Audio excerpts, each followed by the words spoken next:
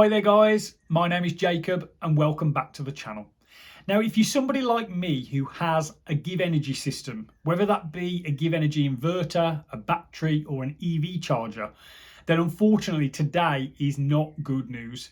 And that is because GivEnergy have recently applied to enter into administration. So basically the company is, for all intents and purposes going under. Now, this is just bad news all around, really, because it means things like our warranties for the equipment that we have probably avoid, because ultimately who is going to fulfill those warranties? Who is going to take them on should a company buy GivEnergy in the administration process? I mean, potentially a big company might honour them, but it seems unlikely. Things like the cloud system that GivEnergy currently run, and the cloud is used to operate their app, their EV charger. It allows you to use smart tariffs such as Octopus Intelligent Go, things like the Axle Energy Service, which helps grid management. All those type of things, you need the API and you need the cloud system that GivEnergy is currently running. Should GivEnergy go under fully, I have to assume the cloud will then be switched off. It will no longer run, which means we will lose access to the app. We may lose access to our EV chargers.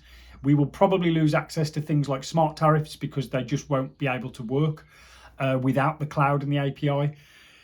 So overall, this is just a package of just bad news, really. And I can only apologise that I'm having to break it to you.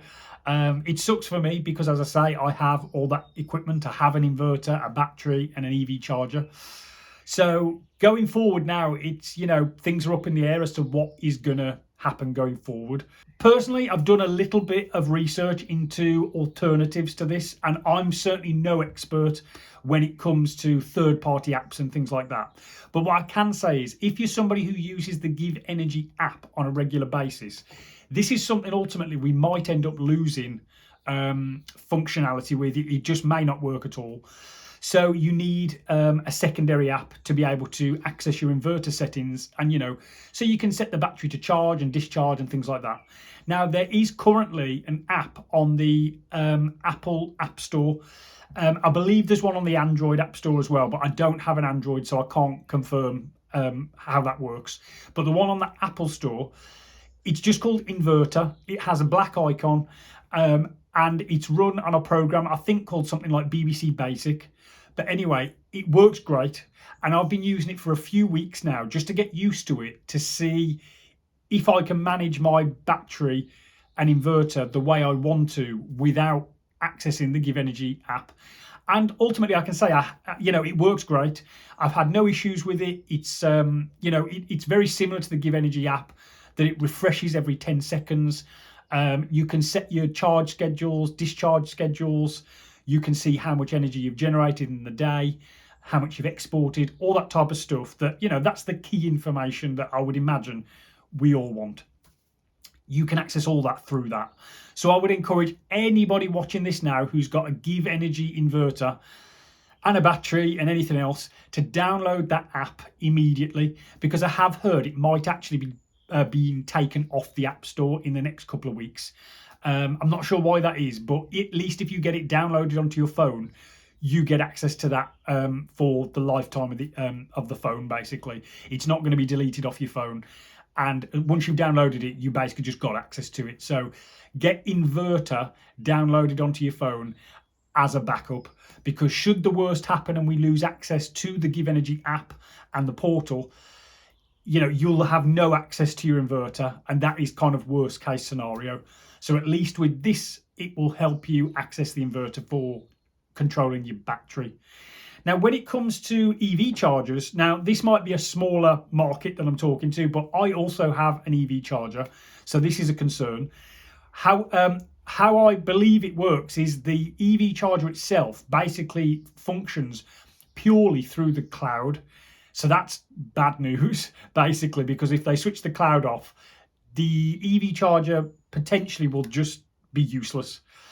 Now, what you can do is switch it to, I believe there's a mode called plug in and charge. And it basically just means as soon as you plug the charger into your car, it activates an immediate charge. So rather than setting schedules, that is a way that I believe the charger will still work should the cloud be switched off. And that is because it should, in theory, remember the settings that it was in prior to the cloud switching off. I guess the same would work as if you set up a schedule, and it would still work in theory on that schedule moving forward. But should you want to change that schedule, you'll basically have no access to do that. So you'll be restricted to that schedule that you set up for the foreseeable. So what I would encourage you to do, and it's completely up to you, you know how your system works best, but what I would encourage you to do is delete scheduling, change the settings to the activate, plug and charge. And then if you do want to schedule your car, and I would also like to do this as well, do the scheduling through your car, not through the app. So when you plug your car in, you can then go and sit in your car, and then you can basically punch in the schedule that you want into the car to manage rather than the app. So that way you still have the scheduling feature, with the charger, but you're just not doing it through GivEnergy's cloud system. And then in theory, the charger should still function as you want it to. And I say in theory because ultimately we don't know. We don't know if when the cloud is shut off, whether the charger will just become useless or whether it will just carry on in its basic function. But at least if you change the settings to do it, as I just said, it gives you a chance of the charger still being functional going forward.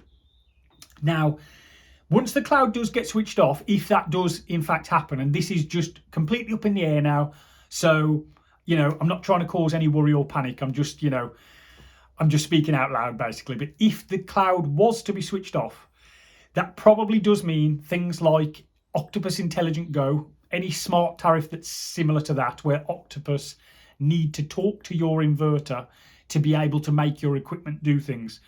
Those type of functions will just not work anymore. And that is unfortunate, but that's just the way it works. The API that is required to be given to Octopus to allow that functionality. The same with Axle Energy, if you're somebody who uses that, which is like a grid management system. Axle need the API to be able to tell your inverter to discharge your battery. Those type of functions just won't work anymore. And there really isn't a lot we can do about that. It just means those type of smart functions won't work. Tariffs like Octopus Go, they still give you that cheap charging overnight, but they don't require the smart management. So Octopus Go would be a good tariff to be on moving forward should the cloud be switched off.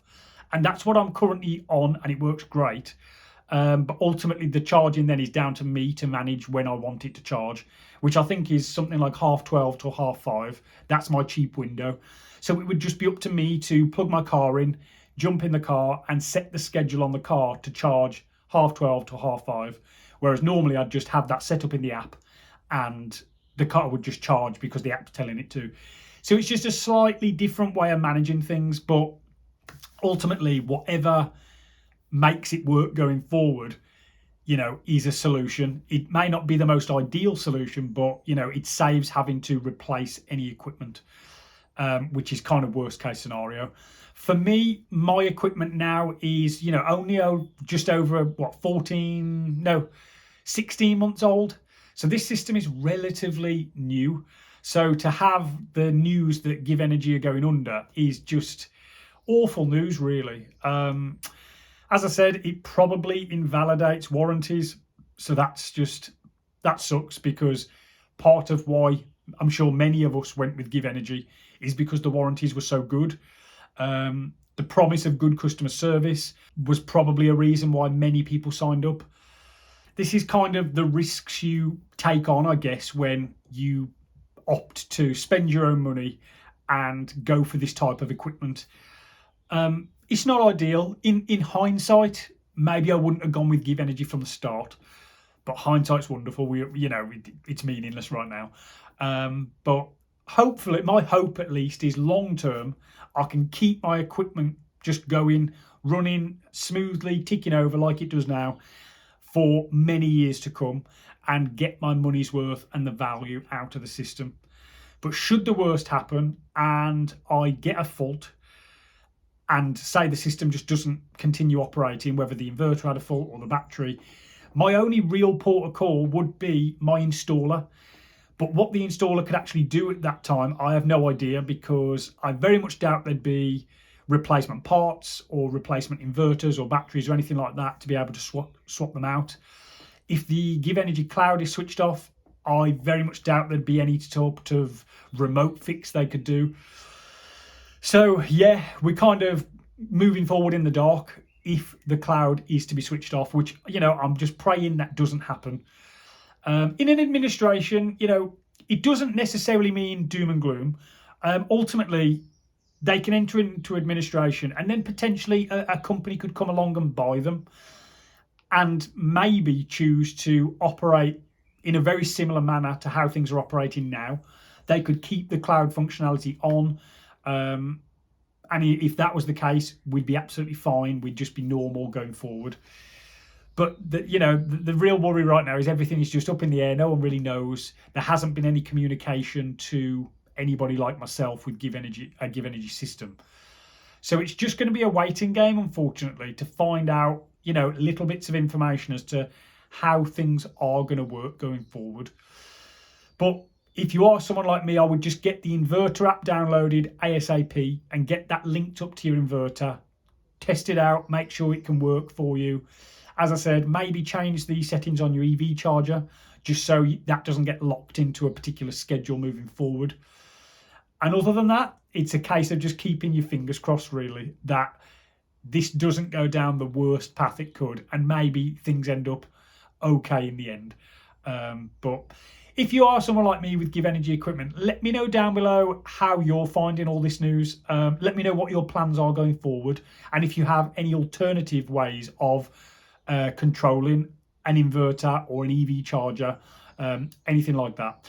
But yeah, if you enjoyed this video, guys, hit the like button, hit the subscribe button. I can only apologise for bringing bad news. It really does suck. And as somebody like that, I am in this exact position with you, I absolutely feel your disappointment. Hopefully in the next video, I'll have a little bit more positive news to share with you. But until then, I'll catch you in the next one.